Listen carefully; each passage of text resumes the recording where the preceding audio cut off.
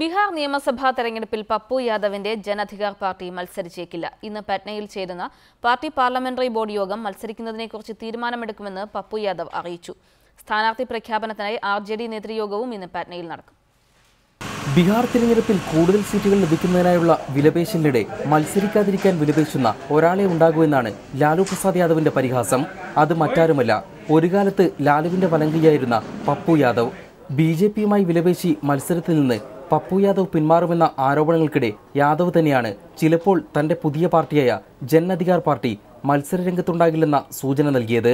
നിതീഷിനെയും ലാലുവിനെയും അഴിമതി രാജാക്കന്മാരെന്ന് വിളിച്ച് കടന്നാക്രമിച്ചപ്പോഴും പപ്പു പക്ഷേ BJP നേതൃത്വത്തെപ്പറ്റി ഒന്നും പറഞ്ഞില്ല.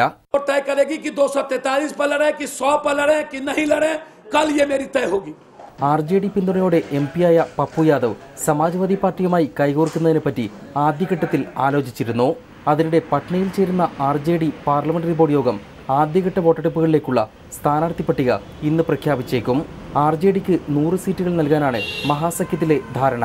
ലാലുവിന്റെ മകൾ തേജസ്വിനി രാഘോപൂരിൽ നിന്നും മകൻ തേജ് പ്രതാപ് മഹുവയിൽ നിന്നും ജനവിധി തേടും. സീറ്റ് നിഷേധിച്ചതിനെ തുടർന്ന് 3 BJP സിറ്റിംഗ് MLA-മാർ മഹാസഖ്യവുമായി ധാരണയുണ്ടാക്കുന്നതിനായി ചർച്ച തുടരുകയാണ്. M Unnikrishnan, reporter, Delhi.